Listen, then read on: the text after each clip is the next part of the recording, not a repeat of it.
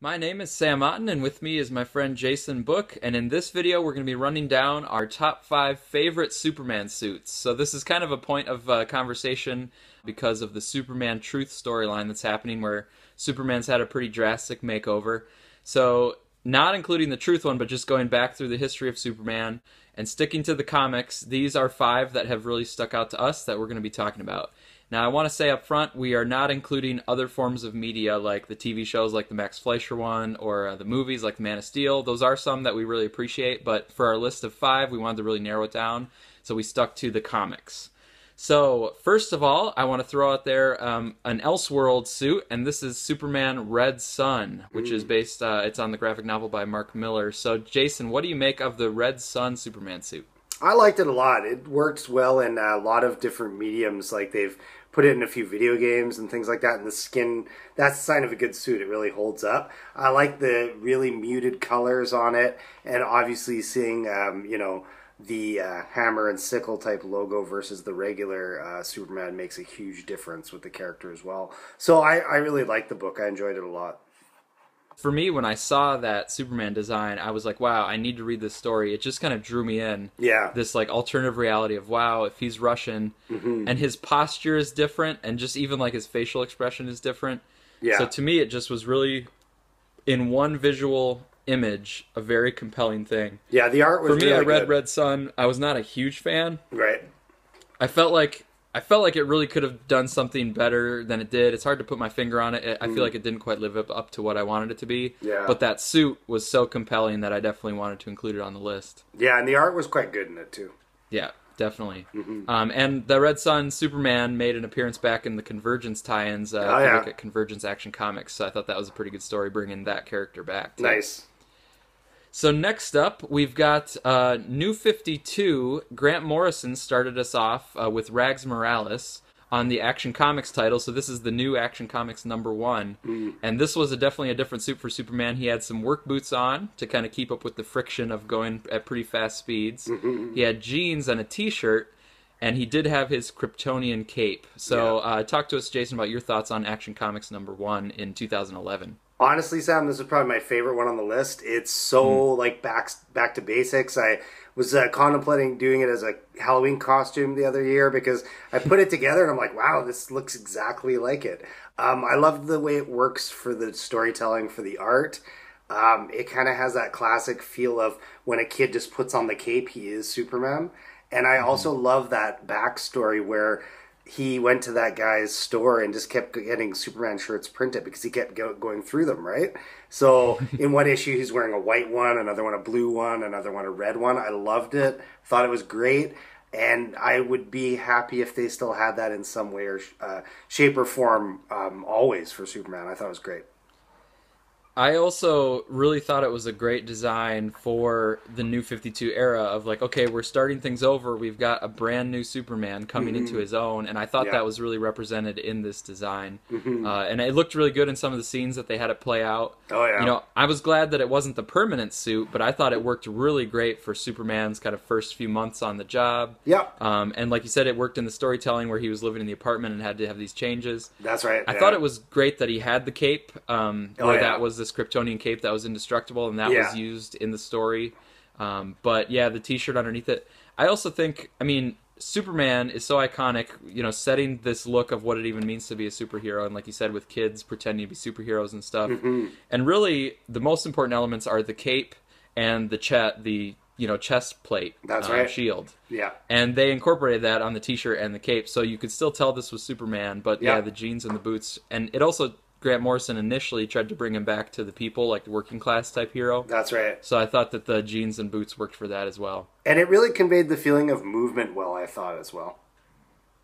Yeah, definitely. So that was a cool one. So moving right next, I should say these are not necessarily in an order because Jason and I don't necessarily agree on the order of these, so we're just throwing 5 of them out.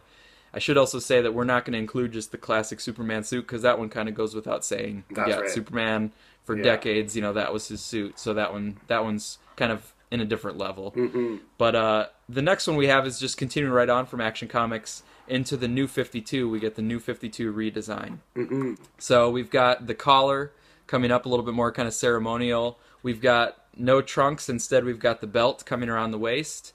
And then some other, little touches, but those are kind of the biggest thing. It's a little bit less cloth-like, a little bit more kind of like a firm, sort of an armor, but, this Kryptonian actually is explained as a Kryptonian clear clothing, so it can kind of disappear and then reappear as needed. Right. But he, that when he found his ship and it kind of came to him, and then it took on his family colors and crest and stuff. So, what do you make of the New 52 main suit? I would say it depends who's drawing it. When you first saw Jim Lee's design, you're like, wow, this is different. I wasn't 100% sure. It kind of looked armored. I'm like, Superman doesn't need armor. But when Jim Lee's drawing it and certain artists are drawing it, it looks really great. It seems to really lend itself well to stories where he's fighting like big monsters or like big robot machine type, creatures, like, because it goes with that a lot. Whereas the one with the jeans and the t-shirt is kind of more of a man of the people suit, like we were saying. And then, even though, George Perez drew that cover for Superman #1, it just didn't really do it justice. So I would say it depends how they're using it and who's drawing it.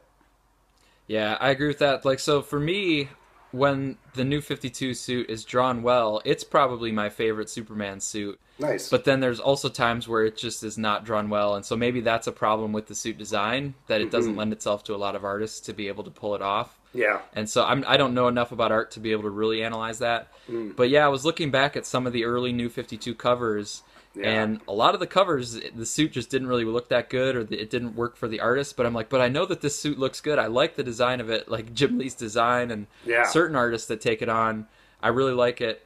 And to me, I like the belt, and incorporating the kind of the Superman Pentagon into the belt, I think makes sense compared to just like the oval. Right. There's stuff that I really liked about it. I actually like the collar. I know some people don't like the collar, but to me, I actually kind of like how that comes up. To me, I don't know if it just gives it some sophistication or something, but visually, I have liked the collar, so this is one that I always liked. Yeah, the collar kind of tied together with a bunch of the Justice League characters, so I didn't mind that, because it kind of made it feel like a group kind of thing, Yeah, and sometimes I just get a little too, like, when the neck is showing and stuff, sometimes that just distracts me a little bit. The collar kind of took care of all of that. There you go.